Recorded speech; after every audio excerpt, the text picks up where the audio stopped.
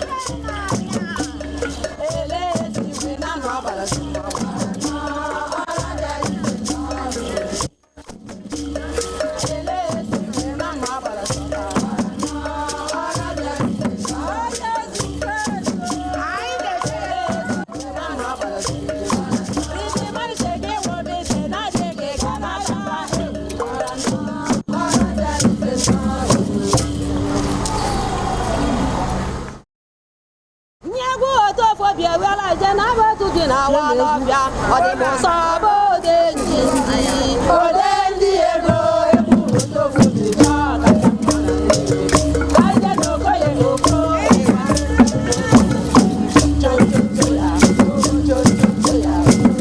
egwu otofo ga-ejela abịa n'ọbọtụ dị na walọbịa ọdịbụsọbụ odenji